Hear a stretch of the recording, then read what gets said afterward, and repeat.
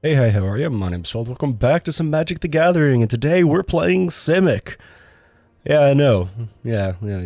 Green? You? Just trust me. As you can see, this deck is only somewhat green. It's mostly blue. The bottom line of this deck is that it is more or less a blue control deck that uses green to gain mana advantage through cards like Azusa's Many Journeys and Topiary Stomper.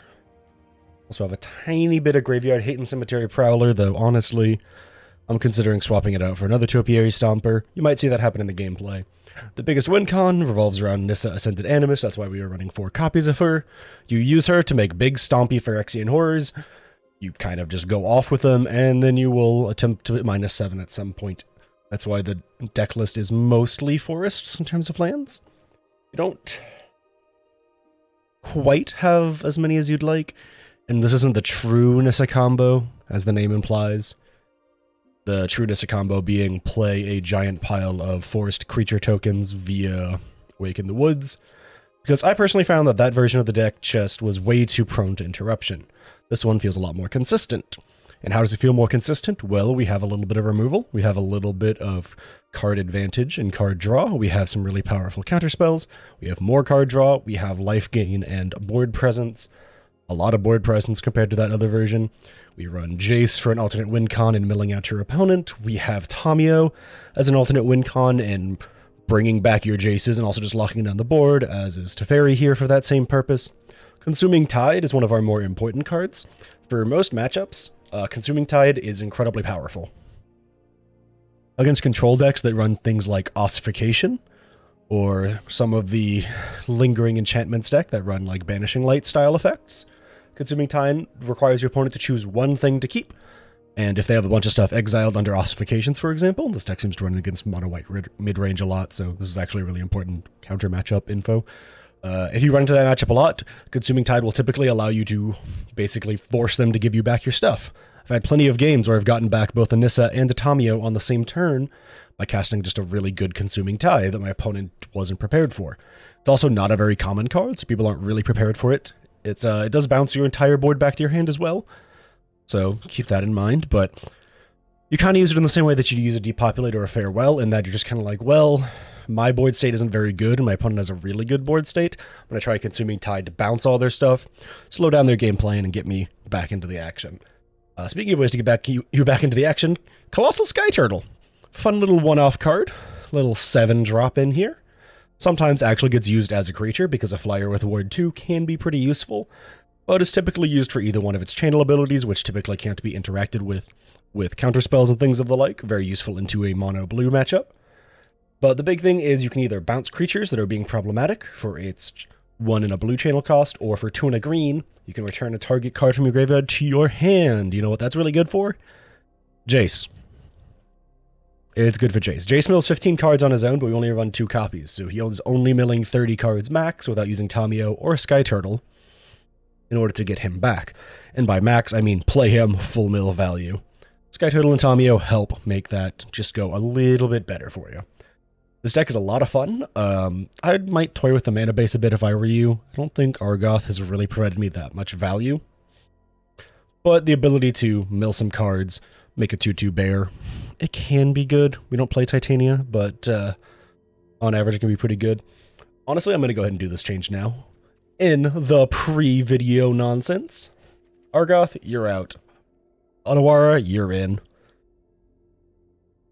You also run Beseiju, just in case. It does kind of cause problems with Nissa, as it's a green that's not a true forest, so it doesn't make your stuff get bigger via Nissa, but it can once again hit those ossifications and things of the like, even if it does ramp your opponent. But that's the deck tech.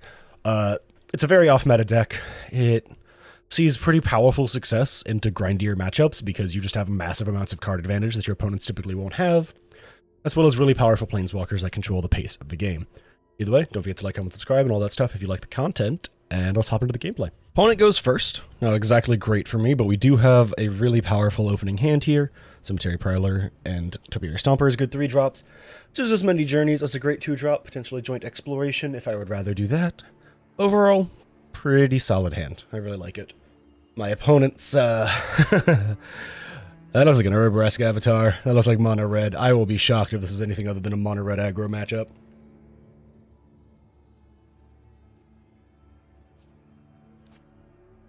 But we will keep this. We do have a life gain on the Asusa's many journeys. If it does turn out to be mono red, that is very useful.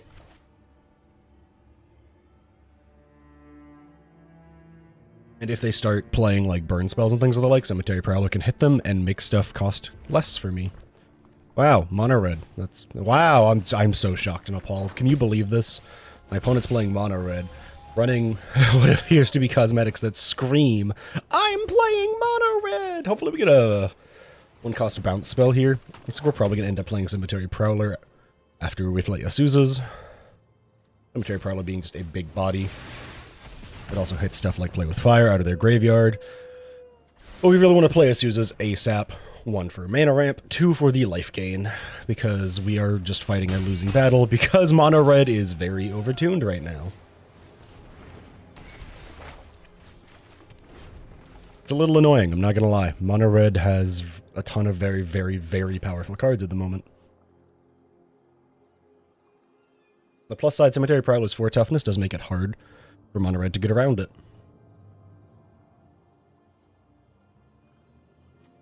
I do believe that makes my Joint Exploration 1 cheaper as well, so I can probably play it for 1 blue on this upcoming turn here.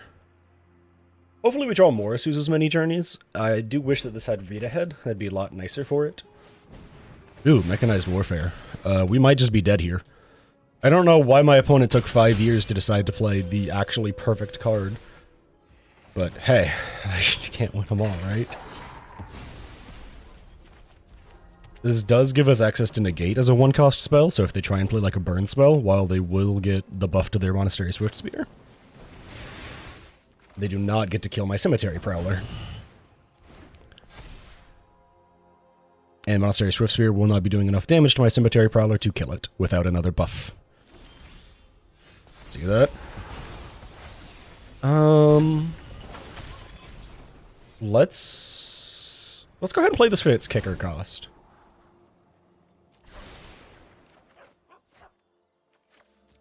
Place land onto the battlefield. This is gonna hurt, but I think I would rather get my mana ramp rolling a bit better than anything else. We have access to a slightly cheaper Silver Scrutiny in order to draw a bunch of cards here in a second. Unfortunately, we are very, very vulnerable to just being burn spelled out at the moment. I could have decided to take the Asusa's many journeys to guarantee the life gain. That really makes me think that they are scared and don't really have anything to make their Swift Spears any better. Yeah, that is absolutely the case. Let's do this to hunt for a little bit of land. Consuming Tide is surprisingly good here. Both can swing in, and we can eat up another instant. They could double block the Cemetery Prowler here. I'm not exactly concerned. I think we play Consuming Tide on this next turn, leave the Cemetery Prowler on the battlefield, and force my opponent to pull everything back to hand. Because they only have 4 lands, and Mechanized Warfare is, okay, they can replay their entire hand, but that would be their entire turn. Which really slows tempo down in my favor, which I think is an okay move, because it also allows us to re-mana ramp with Topiary Stomper. Which I think is a pretty okay decision. Especially since we actually have access to more blue mana now than we did previously. Playing that Memory Deluge was a little risky. I think we just double swing here, because there's no reason not to. We're going to keep exiling their graveyard and everything.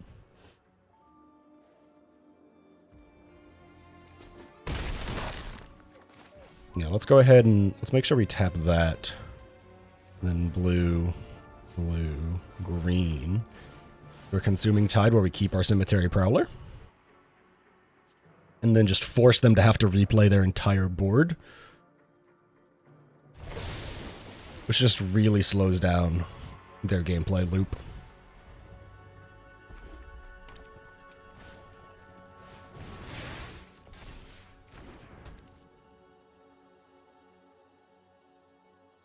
They're clearly sitting on something in hand, and I don't know what it is. It's really odd. Ah, it's a Feldon.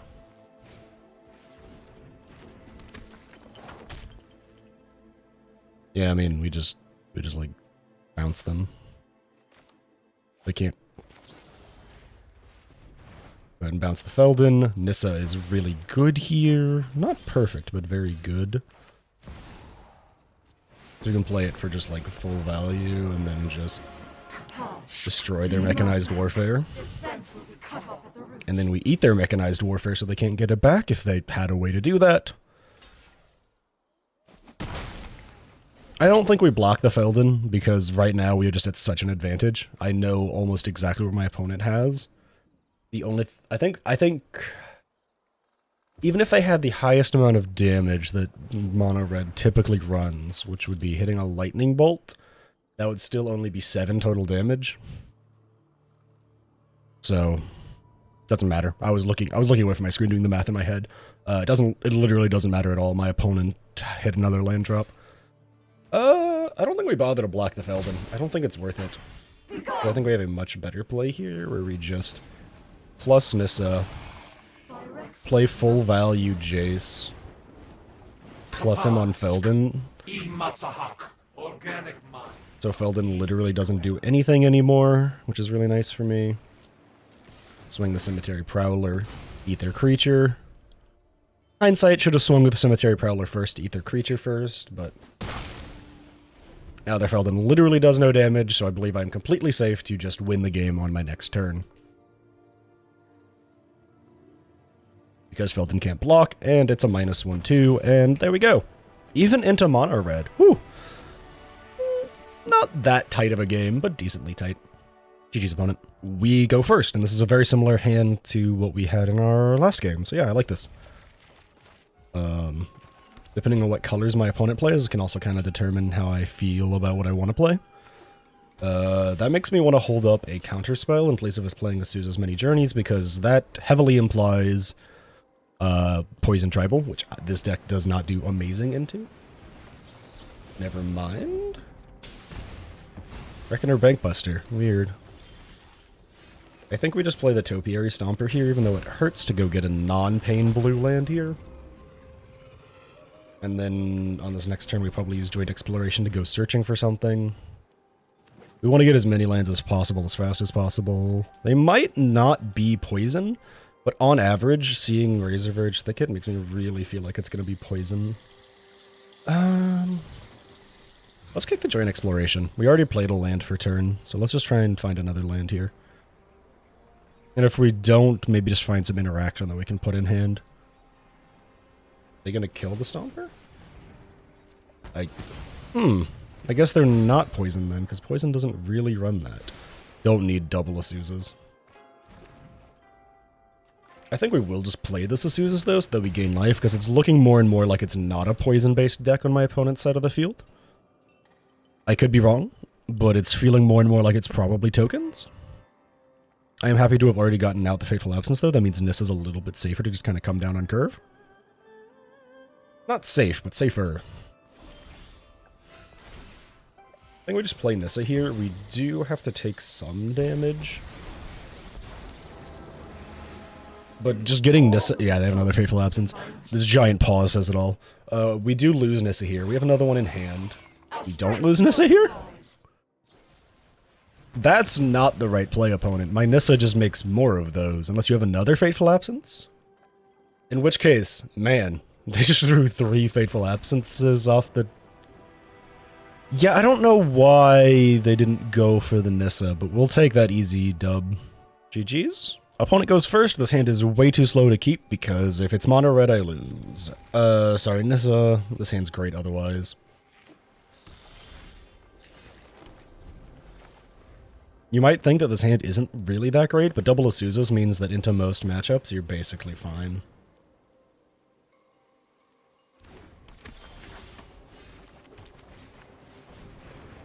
So they're playing some type of artifact-y deck. If I draw another land, this hand gets even better, because that means that I can play... I guess to be fair, I could probably just play the land and then play Silver Scrutiny for 2 on their step. Looks like they're playing some type of blue-white artifact nonsense, which does scare me a little bit. I'm scared much less now. Because that's, like, not a very... That's not very threatening. 2 damage per turn, not threatening. Especially as I'm literally about to gain 3. Depending on what I draw determines what I play here. That's unfortunate for me. Yeah. I wish I could play the Topiary Stomper on curve here. I think the right play is just play Silver Scrutiny. Play Silver Scrutiny for 2. If I draw...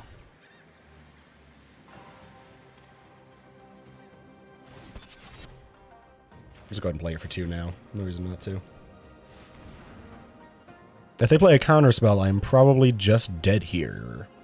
Not literally, but very close to dead here. Boseiju is very tempting to blow up their Bankbuster with, but I think the right play is to just play the Topiary Stomper on curve.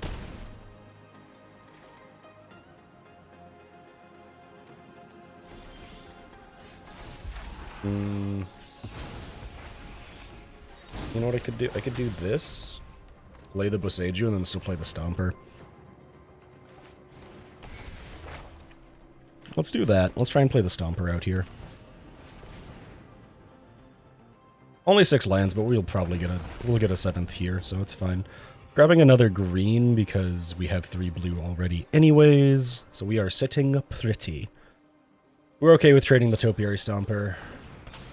Oh, is that what it was? They were gonna flash in an Urza's Battlethopter? Okay, Lion Sash is literally not a scary card at all. I mean, like, I guess you can exile a card from my graveyard, but that I don't play permanents that'll go there, so that's not really scary. Reality Chip, a little annoying, because they can play some stuff off the top of their library now, but overall, not really that scared. That wasn't the play, but what do I know?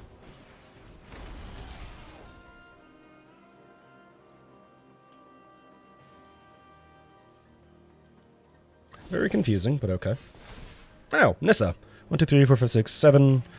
We just get to hard play Nissa here, and we get to destroy Liberator Urza's Battlethopter. You might think that's a bit of a weird choice, but it's the only thing that really threatens Nissa on board right now. And it allows them to play all their artifacts that they want at instant speed.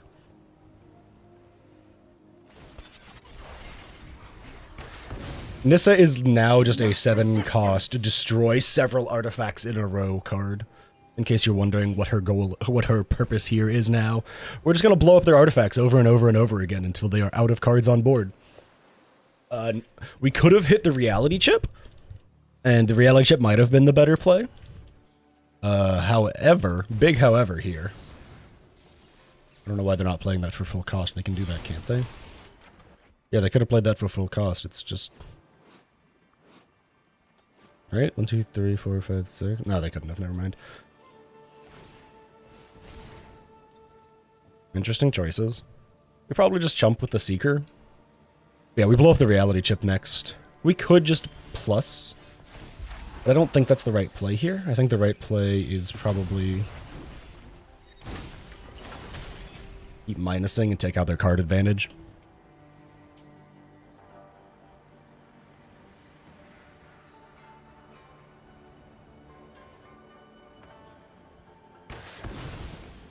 I am the winnower. Cemetery Prowler is going to exile it just in case they try and do something like that. Unfortunately, they can respond to the exile by exiling with Lion Sash. They didn't for some reason. Is that a 2-cost thing? No, they could have done that. I think they're just kind of like spamming like, I'm done, I'm out of here. Our board state's pretty okay. It's not really that scary of an anything that I'm looking at anymore.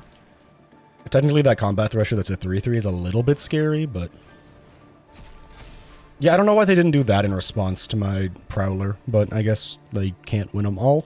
Hopefully I draw some form of card draw here soon, because we are kind of empty-handed. Maybe like a Memory Deluge, something like that. Drawing 2 cards, bit of a weird choice when the board is being stalemated by my Topiary Stomper. But what do I know? They keep playing these things that are just going to get blown up by Nissa like every single time that they try and play them. It's very confusing. I don't quite know the play. Like, this literally just destroys that now. I guess the idea is that they're like, ah, my Lion Sash will eventually get big enough. But I don't know, I don't think that's the right play. Unfortunately for them, they've just accidentally walked into a counter matchup. Unfortunately for me, I can't draw a card that'll fix this counter matchup. Like, the Lion Sash will eventually just grow to be unmanageable, but I can just jump block. I think I kill the Lion Sash here next, most likely. Because it's starting to be a problem. I really hope that I draw a way to draw some cards soon, or maybe just a board bounce effect. Oh no, it's a 5/5. That's very scary. I think we kill the Lion Sash here next. We literally just jump block, because that's all we have to do. And I can't imagine that blue-white has a way to give trample, but we'll find out. But yeah, I think we just blow up the Lion Sash here.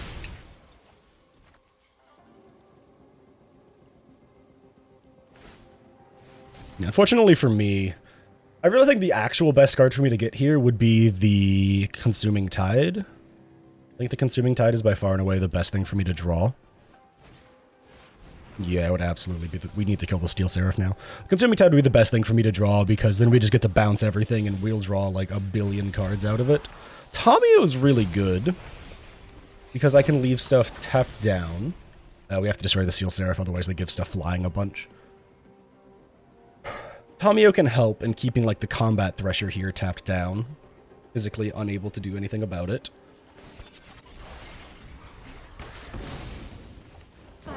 And they would have to pay. Unfortunately, Tamio is only from our graveyard. Yeah, I think we do this, because then now they have to pay to reconfigure the Lion Sash to something different.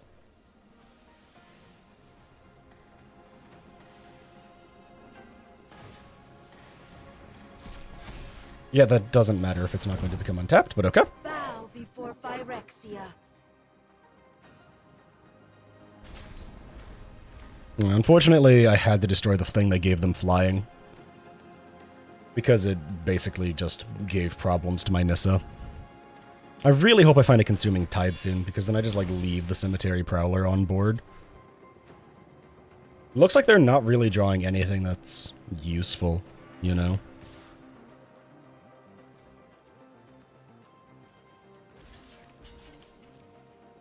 It looks like they're just kind of just kind of flailing about over there, which is really good for me, considering my hand is empty and I can't do anything. God, Consuming Tide would be so good here. Unfortunately, I'm not going to draw it, because that's not how this works, right? Yeah, it looks like they're floundering around for answers, which is really interesting. You'd think they'd have more answers. They're a blue-white deck. Maybe they're just artifacts and creatures. Man, this is getting really unlucky. Goodbye, Lion Sash.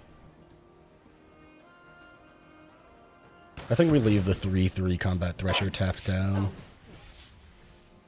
And then I think we might -7 Tamio to just be able to draw some cards and play stuff for cheap.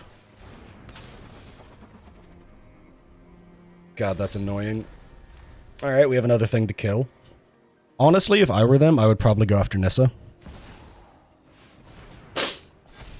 But that's just like my opinion, man. Especially because they can kill it now, and Nissa's been a huge thorn in their side. This has been a huge thorn in their side. I think I would absolutely go after it.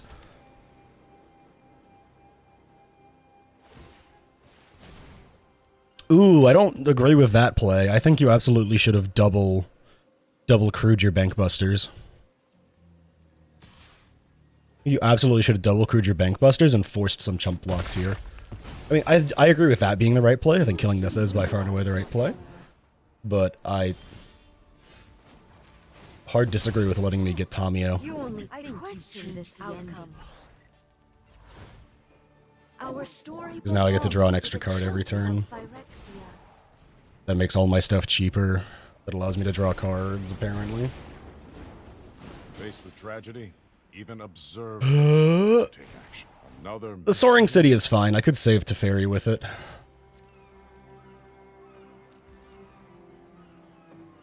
I'm very confused as to why my opponent is playing the way that they are, though. It's a whole lot of, like, just go wide, when I really don't think the just go wide is the right play here. I kind of want to save Teferi, because I think saving Teferi might be a really powerful play here. God, what I would give for a Consuming Tide right now. I also think saving Teferi is the play because it allows me to crew... Not crew, sorry. I said crew because they were hovering over their creatures. It allows me to draw 2 cards a turn. I don't think he lives, though. I think I have to chump block literally everything. I need him to just survive with 1 loyalty, though, right? He just needs to survive with 1 loyalty, and that's literally all that matters. Well, if they're just gonna do that, unless they flash something in that makes it bigger, I don't care. Taking 2 loyalty damage on my Teferi, not a big deal. Maybe I just draw a Jace and I force them to deck themselves. That'd be funny. That's why I run alternate win cons on this deck. Colossal Sky Turtle, really, really good.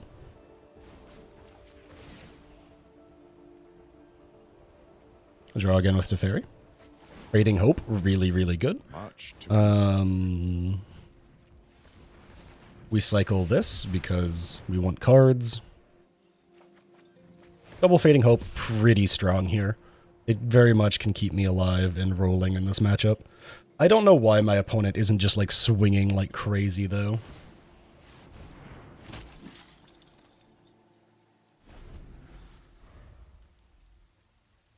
Fortunately for me, all of my creatures are green creatures, and Skrelv can only give protection from green or blue. What are you choosing? Green. Oh no, what'll I do? I'll bounce it because you entered combat. It does have protection from the Sky Turtle, though, so that is something that I kind of had to be careful about.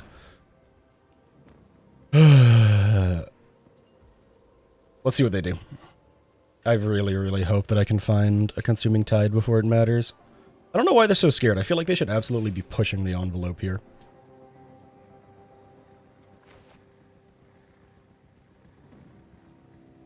I feel like they really should be pushing the envelope here. Like this, yeah. Like, why are they not doing this?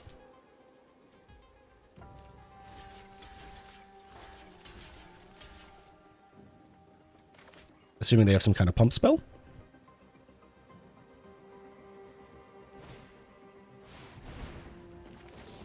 Let's go ahead and try and bounce that. Which does let me scry, which means I can get rid of the land that doesn't matter. Honestly, Jace might be on the actual best draw for me in this exact situation. They can flash the Battlethopter back in, by the way. Not backing down. Yeah, Teferi, you tell him. This is a really grindy matchup, but I think we're going to come out on top, honestly.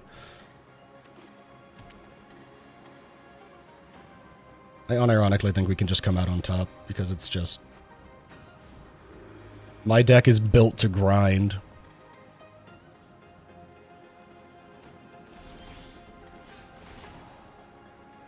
I don't know why they're not swinging at the Platoon Dispenser. I feel like that's like a really silly thing. I don't think we need to bother to kick this. I think playing it for 1 is more than enough. Allows us to scry 2, and then, in this case, draw a ton with Silver Scrutiny. I feel like their mana is... Alright, so 1, 2, 3, 4, 5, 6... 5, 6, 7, 8, 9, 10, 11. 11 total mana. I only need to draw 4, so let's try and just draw 4. This is risky. We're going to try and draw 5.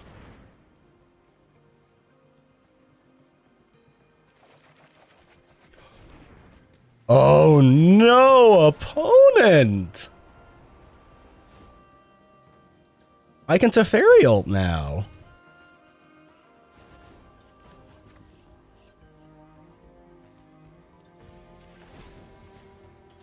Opponent! Oh no, opponent, you can't let me get away with that. I guess they're like, at least I get to save Sten, which is fair, but like, what else are you keeping? Because everything else is gone. Your bank busters, your treasures, your... I'm about to have a whole lot of fun. Oh my goodness. Alright, well now I just get to swing on them.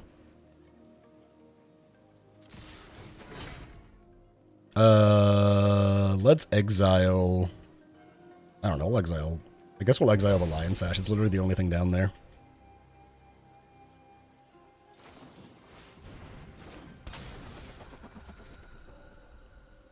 I'm going to assume that they're trying to do that to be able to play around my Teferi. And maybe try and bounce my Teferi, but I have 2 ways of bouncing that in hand. Actually, I really only have 1 way of bouncing it in hand.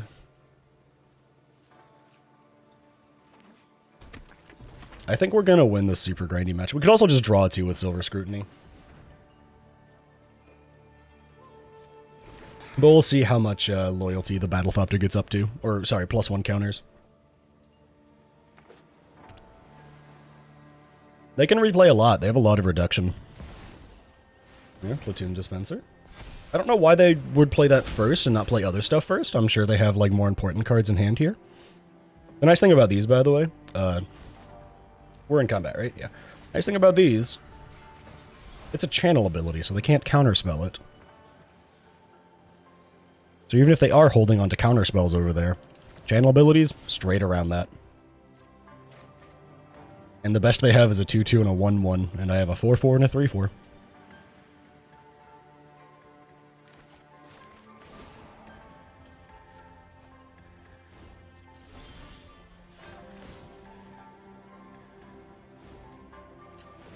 Go ahead and draw a card. Make Disappear is not great, but it could have some value. Go ahead and minus Teferi. And then go ahead and draw, like, I don't know, I've got eyes 4 cards.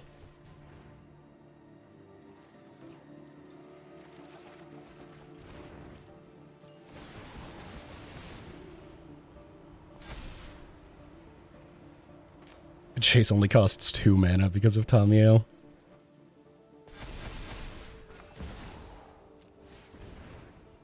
And then we just drop some lands. We're getting pretty low on cards in our deck, but... let's just plus on the Platoon Dispenser so it doesn't matter anymore.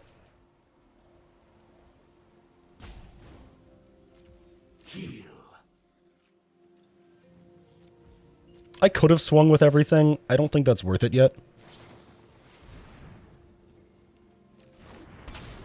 They're really playing around that Urza's Battlethopter, huh? Reality Chip. I'll probably just bounce it when they go to reconfigure it. Are you done yet, opponent? Because you could have done all this like 5 years ago. Are you done?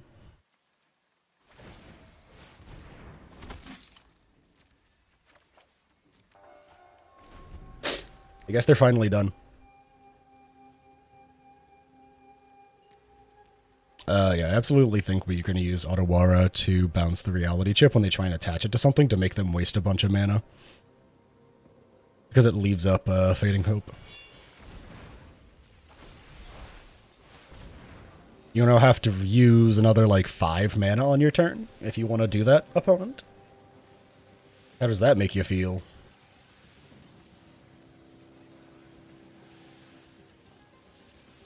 They have, like, 8 open mana here. Alright, so, like, here's the kicker, opponent. I'm not gonna let you play that card.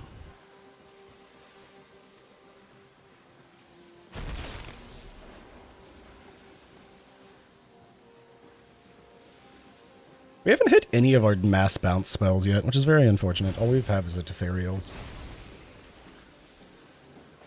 And now I guess they can replay their Otawara, but like that's most of their turn now. I guess they could use Skrelv to make it hexproof from blue. I don't think Otawara is blue though. I think Otawara is... yeah, Otawara isn't blue.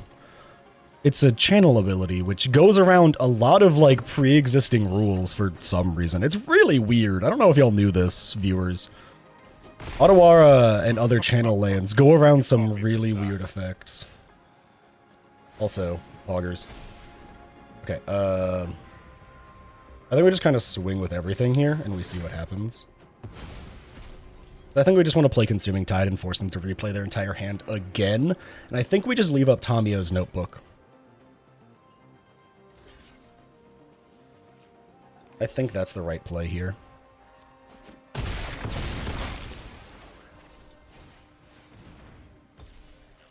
Because that allows us to have access to just a ton of mana. Bounce the whole board again. I draw a card. I actually guess we just play full-costed Nissa here. Plus Nissa. Jace. No, sorry, you're Teferi, not Jace. I'm sorry, Teferi. You know, I've always got time to... Knowledge is meant to be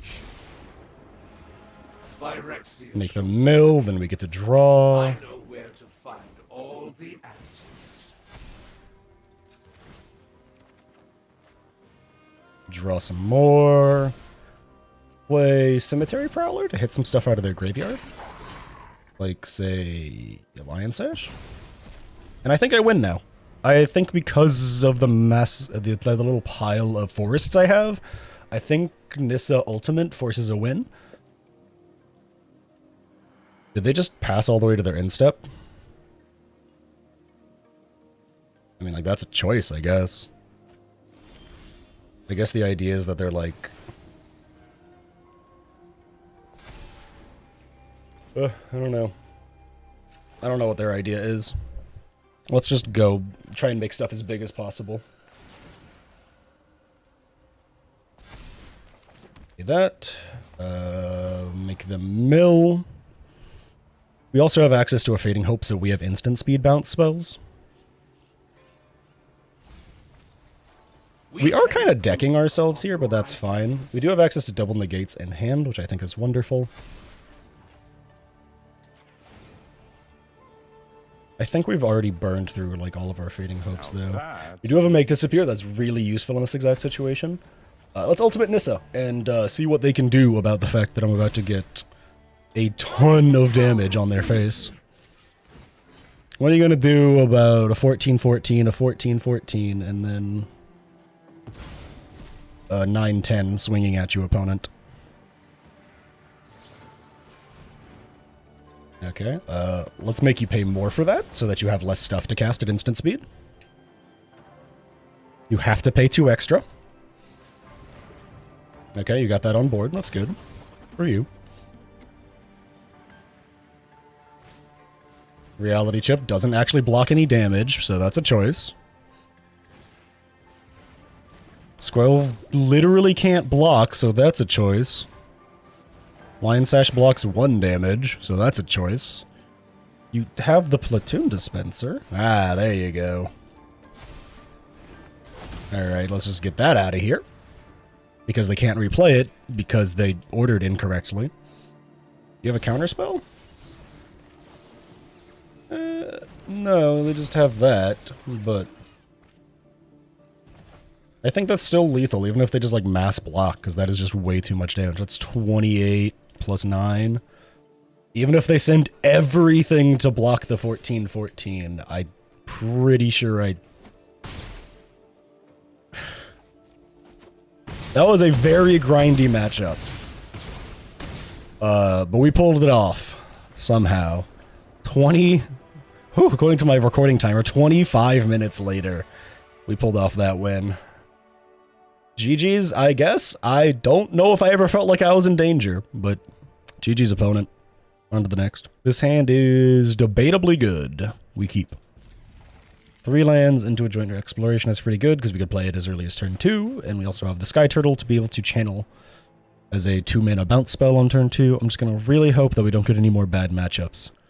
I've tried to record for this deck for a while, and I just keep getting matchups where it's just not what the deck is built to do, and so it's just like a really bad display of the deck. Evolve Sleeper, literally who cares? I think we might just Sky Turtle it away if they try and power it up. I think we Sky Turtle it away because they're playing a Bank Buster. And now we just play a Topiary Stomper on curve, go get an extra blue to guarantee it. And then on this next turn we probably play Consuming Tide because they will have more stuff on board than me. As well as they just have a really full hand over there in the first place.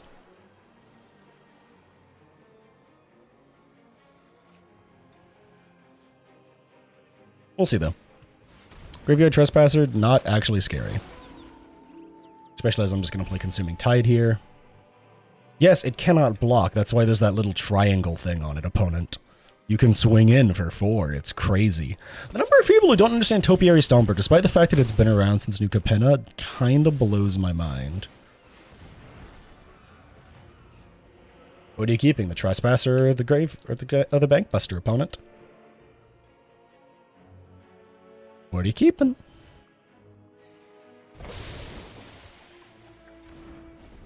Alright, we get to play Nissa on curve this next turn and blow up their Bankbuster, which is good. Gix, interesting. That makes Nissa feel like an even better play here. Actually, I might just play Nissa and plus make a creature. 1, 2, 3, 4, 5, 6 lands. We could maybe just kick Join Exploration to get a 7th land. I don't think that's the play, though. I think it's just play Nissa. Plus it. Because it doesn't look like they have removal, because they would have killed my Stomper if they had a removal, I'm pretty sure. And God, Nissa, you are loud. Liliana, not exactly the play, opponent. Nobody knows Dominaria's shadow. Because I just sack the Stomper now. I've always hated crowds. And if you swing in... Okay.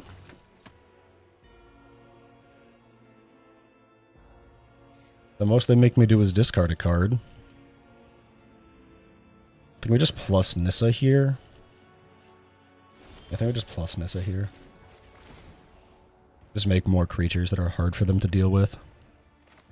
And then... I think we play Teferi and minus Teferi. And 1, 2, 3, 4, 5, 6, 7. Yeah, we play Teferi minus Teferi because then we can draw with Joint Exploration. Opponent, please stop holding up priority for no reason whatsoever. Thank you. Minus Teferi because we can join Exploration, which does allow us to draw a card, which either puts the little tiny boy out of cutdown range or just makes it big enough to be a threat for Gix.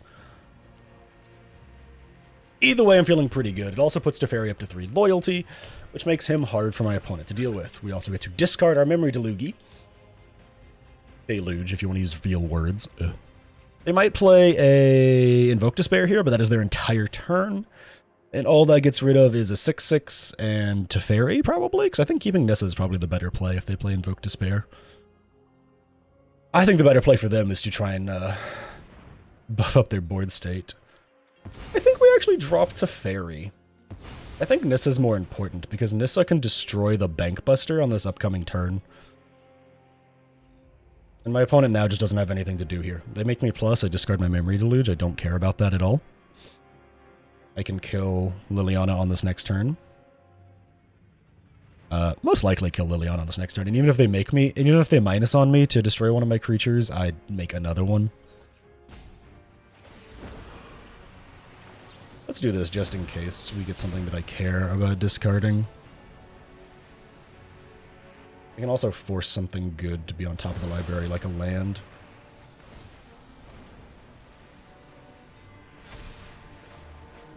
I'm tired of your secrets. And yeah, we got her on their cut down too, which is really nice. I think we have to plus Nissa here, because that way we get another creature on board to be a problem child.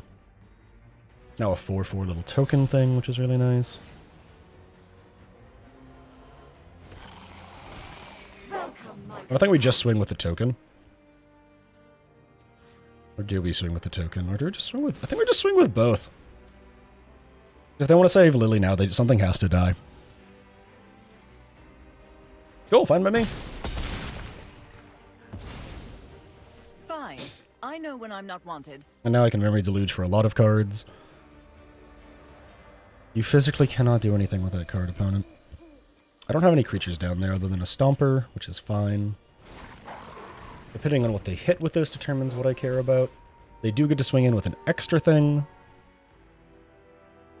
If they go after my Memory Deluge, I just cast it in response, in case you're wondering. It's a Fairy and Stomper. Interesting. I think I go hunting for ways to gain life here. I think that's the right play. I mean, you can crew the Buster, but I don't know. We'll just go hunting for some real cards here. Fading Hope and Azusa's Many Journeys. Wunderbat. Azusa's allows us to gain life here in a second. And Fading Hope allows us to bounce something that's a problem child. I don't know. Gix. Bye, Gix.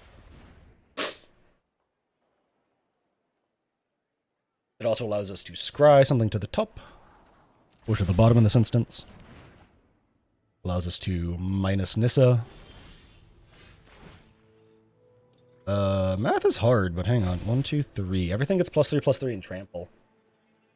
That's 10, 11, and... I literally have to do this math on my phone, I apologize. So 7 + 3 is 10, 8 + 3 is 11, 5 + 3 is 8. It's 29 total damage, minus, at best, 5. That's lethal. That's 24 damage, yeah. It just kills. Crush them underfoot. Yeah, you didn't think that through, did you, opponent? That's lethal.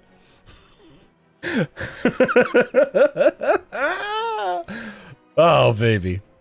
Even if they upgrade the sleeper, it's still lethal, because I'm getting like 25 damage through here at the moment. So even if they upgrade the sleeper, it's like 23 damage. See, I had 3 damage of leeway, so even if they upgraded, that was lethal. 5 life to spare. Let's go. Suck it, Mono Black. So that's the deck. You might have noticed that my rank fluctuated a bit as those games ended. It's because I kept running into Mono Red, and if you don't drop Fading Hope within your first couple of turns into Mono Red, and they're on the play, there's not really anything you can do. Mono Red feels oppressive right now as far as the meta goes.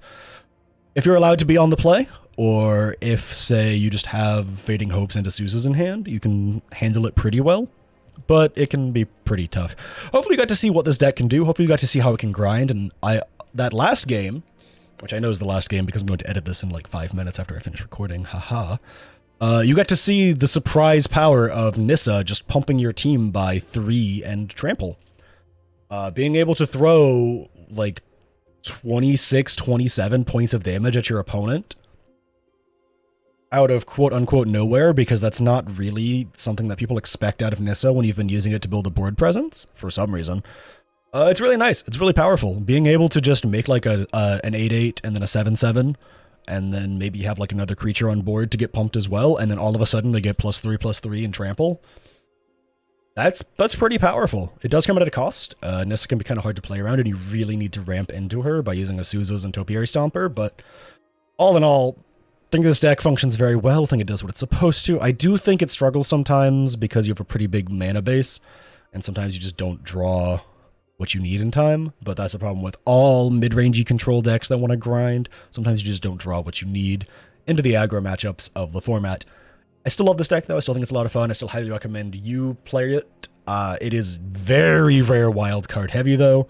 I don't know if you noticed that, but this is a rare, mythic rare, rare, mythic rare, rare, mythic rare, mythic rare, mythic rare, and uncommon.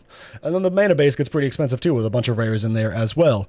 However, a lot of these cards are things that have been pretty prevalent in other versions of the format. Jace has been kind of omnipresent.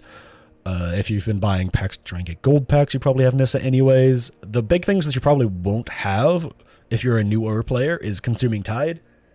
It's going to be rotating soon, so I would be careful with spending wild cards if you're like a free-to-play player who maybe doesn't have that many wild cards to spend. Be a little cautious about spending on Consuming Tide. I make content, so I don't feel as bad about this. But it is going to be rotating somewhat soon, so keep that in mind. If you play older formats, it's a card that'll probably actually see play in those older formats. By older, I mean things like Explorer, Historic, and Historic Brawl. It is an okay card in those formats. Not quite as good as, say, Rivers or Bukes, but it does kind of hold a similar spot to your Depopulates of the world. Either way, though, I enjoy this deck a lot. I think it's a lot of fun. Hopefully you like it as well. Hopefully you liked the gameplay, and hopefully you like, comment, and subscribe. And I also hope to catch you in the next one.